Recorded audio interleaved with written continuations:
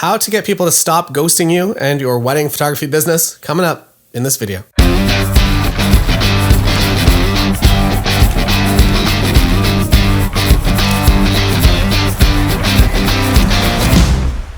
Keep waving.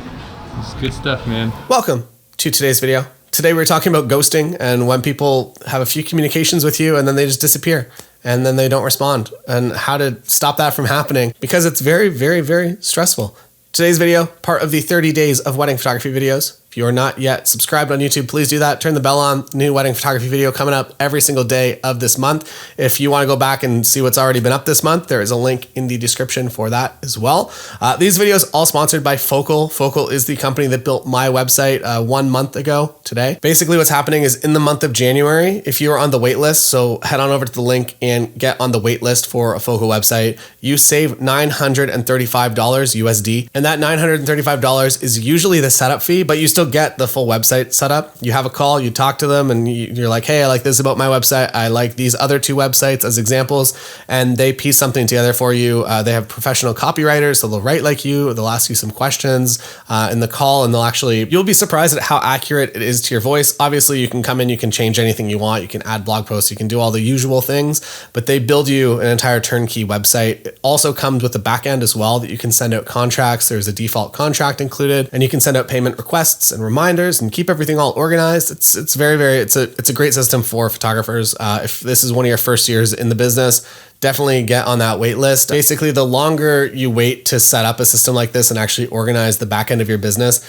the more difficult it's going to be whenever you do. So I would say if you are looking at, you have next year fully booked and maybe the year after that partially booked already, start taking new bookings through Focal's website, and then a year and a half from now, you're actually going to be mostly on the system, and you're going to get rid of whatever your current, my system's so bad, it's like a PayPal invoice request for payments through credit card and Excel spreadsheets, and a little bit, it was Honeybook for Bit. It's just a lot of different things all going on. Now everything is consolidated over on Focal. So if you're interested, get in on that waiting list. Today though, how to stop couples from ghosting you, or maybe one specific person that's communicating with you from the couple. What ghosting is. So somebody sends you an inquiry. I guess it could begin at any moment. Somebody sends you an inquiry. Hey, are you available for our date? Here's our wedding date. Here's our venue. You send them, maybe you don't have your pricing listed on your Focal website. You still got a PDF, and you send that PDF out to them, and then you just never hear back from them. You're like, what's going on? You guys seem like my people. You sent me a nice message. You obviously looked at my stuff. You watched some of my reels on Instagram. You commented about that. And now I'm just not hearing back from you. What's going on? It could also be as extreme. And I would still say that this happens, maybe not every year still, but maybe every other year, where I do a phone call, or I do a video call, or an in-person meeting back in the day with people, and they want to book, and they send me the package, and I put the contract together, and I do the payment request, and then I send the contract to them, and then I never hear back from them. And that is the thing that has literally happened to me. And that's another form of ghosting as well. So that's kind of the extreme example. The more common is you send out pricing, you don't hear back from somebody right away. And over the next few minutes, I'm going to talk to you about my ways so that you can minimize that from happening. Obviously, you can't cure it completely. It's a thing that even I am still subject to, but there are definitely things you can do to have it happen a lot less frequently. I think the first thing to understand before we even kind of talk about the specifics is the mental stress. I feel like it's very stressful when a thing like this happens and people aren't getting back to you. You're like, I just want to shoot your wedding. Like, why won't you let me?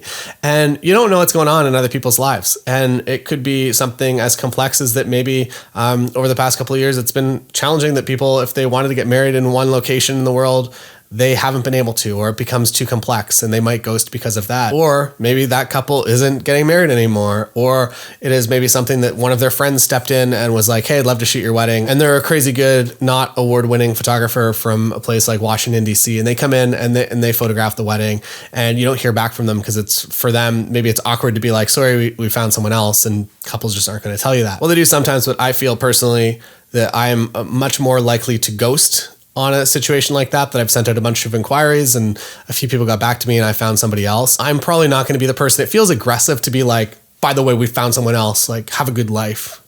I know that's probably not the tone that people write it in, but that's what it kind of feels like whenever you get one of those emails. So I would be somebody that probably wouldn't send those, and I would probably be the perpetrator of the ghosting, where I would just disappear into the abyss. So step one, don't get upset about it. People have so many different potential things going on in their life. There are different reasons for them to ghost. It's not just an attack specifically on you and your business. It is potentially one of 1,000 other things going on. So step one, I would say if you do want to minimize ghosting, is to be as trustworthy and transparent as you can be, both on your website as well as on the internet. I would say a big step for me with the Focal website was that Lachlan, the CEO, was pretty much like, you should just have your packages on your website. Like, why are you hiding this? Like, you're just going to get everyone that comes in is going to be a super qualified lead. That you got nothing to hide. There's no one's going to be nervous. The trust level just kind of accelerates rapidly when you do that. And I know for me, at least, the reason that I didn't do that was because I had a very attractive starting rate. And when people sent their inquiry in, I'd be like, here's my pricing. And I'd be like, oh, I know that like maybe I'm a bit out of your budget, but maybe you'll find that budget now that you're going to go a little bit deeper into my work and maybe sell yourself a little bit more on me. And while that I'm sure worked a little bit, what works a lot better is being more transparent and making it very easy for a couple to show up to your website and be like, this is the package that we want, and this is the photographer that we want. And you basically allow your couples to be a lot more decisive. If you're like any photographer, also very, very slow usually to get back to inquiries, which is ridiculous. Be faster to get back to your inquiries. That's maybe step number one. Yeah. So the reason that I had a PDF that was kind of locked down for a long time was because I was by the mindset that I would have an attractive starting rate people could likely afford, or at least I was in the ballpark with that. And they didn't know whether that was like a full package for a full day with multiple photographers and whatnot, or if it was just a starting rate for a couple of hours.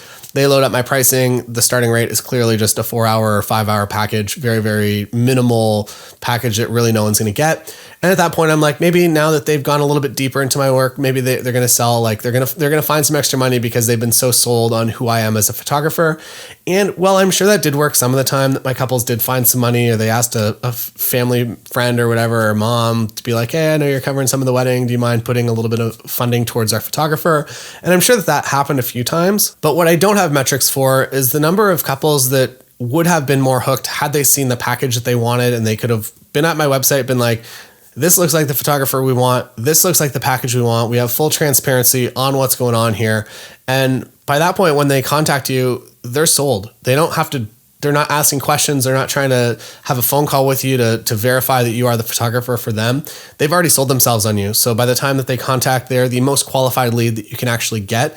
And because of that, they are significantly less likely to ghost. They already have all the information. There's no reason for them to ghost. So really, by having my packages on my website, and specifically the way that kind of Focal puts them together as well, that has been one of the major reasons that people have not been ghosting, at least in the past month. And I would say January is typically the busiest time. January, I would say also February, kind of the busiest time for inquiries. So I've had a lot of data points already, even though it's only a couple of weeks into the month. The next way to get people to ghost you less often is to respond as quickly as possible, especially to the first inquiry. I know so many photographers that are on like this weird 3 to 5 day turnaround.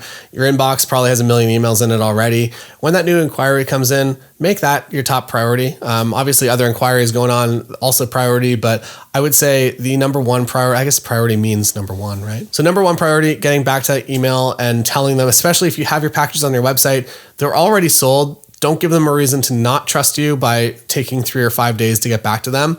If you're responding that same day, they are all of a sudden, they're probably going to be pretty ready to book. I know for certain that I have booked couples that maybe I was not necessarily their first choice for a photographer. Maybe they had another first choice or a second choice, but I was the fastest to get back to them. And all of a sudden we've exchanged 3 or 4 emails before other photographers have even gotten back to them.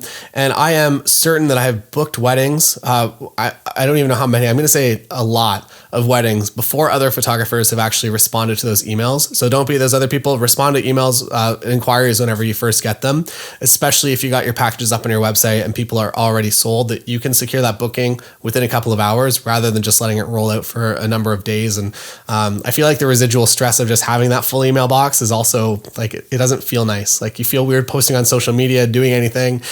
Just answer those inquiries and get back to people that want to spend money with your business. And number 3 is to follow up.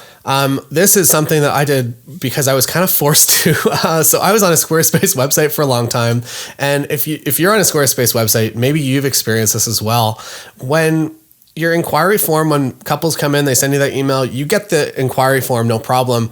I noticed whenever I was responding to that inquiry form that randomly, I'm going to say like maybe even up to 1 out of 5 times. So 1 out of every 5 emails that I responded to from that inquiry form that were going to a real email address for real people that had actually inquired, they went to their spam box. And a lot of people caught it and they were like, I don't know why this went to spam. Or I'd hear back like 3 or 4 days later. They're like, we're so sorry. We didn't think you got back to us. Checked my spam folder and there it was. So that obviously stressed me out massively. And I started sending follow-ups. And what I realized is that people are busy and sometimes your email just ends up at the bottom of the box. And whenever you kind of bounce that back to the top, people were already willing to have the conversation with me about wedding photography, but it just became slower and lower on their list of things to do. And when it came back to the top, all of a sudden in their mind, they're like, we should set up a meeting. We should talk tonight. We got time tonight. And then so say you send that follow-up and they don't get back to you again. I wouldn't say it's unreasonable to send a third follow-up. I personally typically don't, but I think it is an effective tool to send that third follow-up to just be like, hey, haven't heard back from you. I'm going to close off your inquiry and reopen the date to other people.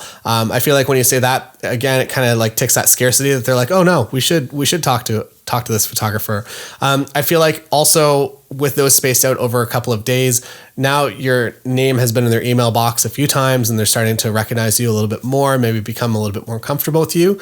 And then also maybe other photographers have like burned off that they were very, very gung-ho on booking somebody, but then all of a sudden they did some sort of red flag and they're like, maybe we don't book this photographer. And for you to follow up and remind them like, hey, you inquired with me like earlier this week, all of a sudden, maybe that's going to contribute to a few more bookings over a year. So those are some things that you can do to stop people from ghosting you. The first and the most important, I would say, is to be as transparent and trustworthy as you possibly can be on the internet. That includes your social media, that includes your website. Get your packages up there if you're comfortable with that. All of a sudden, you're going to be, the people are contacting you, they're already sold. They're completely qualified leads always coming in. A lot less likely to just disappear at any moment because by the time they contact you, they have all the information that they need. Respond to couples as quickly as you can, get back to them and get that booking done as fast as you possibly can. Again, Focal website, you can do the contract. Basically, the way that the backend actually works is that when somebody sends through a request, especially if it's on one of the package websites, you get the package that they're choosing and you can send out the contract or you can choose a default contract on Focal and you can send that out to them all within the backend and they can pay it. And it's a very easy process that feels incredibly professional for your couples. So they're going to be a lot more likely to pay, especially if within a couple of hours of them initially inquiring, you've responded, you've gone back and forth maybe a few times, maybe you set up a quick phone call and all of a sudden they have that payment link in their inbox. They're still kind of running on that high of like, let's do this right now. And they're going to be a lot more likely to book you in that moment than if you let that entire experience drag out over 2 or 3 weeks. And then lastly, if you don't hear back from somebody, follow up with them. At least one time, make sure that your email legitimately actually did go through to them. And if they are interested, like, let's talk some more. And then maybe a third email if it was somebody that maybe that you really, really did truly want to shoot their wedding. That means that you go back to the top of their email box a few days after they inquired to again remind that you exist and that they were interested enough to inquire. Maybe they go back to your website, they look at your work again, and those people emerge from being ghosts into real life. They do the reverse Homer Simpson through the hedges and they come back into the world. The ghosting should be called Homer Simpsoning, but no one would have known what that meant. Maybe that would have made it a more intriguing video to click on. 2023, we'll do the no Homer Simpsons allowed course. That is all for today's video. Don't forget to get on the waitlist for your Focal website. Get that front end custom built for you. Save $935 USD in this month if you're on that waitlist, and also get the beautiful back end that you can do all the booking things with. And I would say again, like the number one thing, being trustworthy and transparent, having your packages on your website is going to do so many great things for your business as far as point number 1 goes. And that is all for today. I'll see you again tomorrow. Don't forget to subscribe and turn the bell on. I'll be back again 24 hours from the posting of this video, or maybe a little bit sooner if you're watching this video at a time that it's not just been posted. We'll just end the video here. See you next time.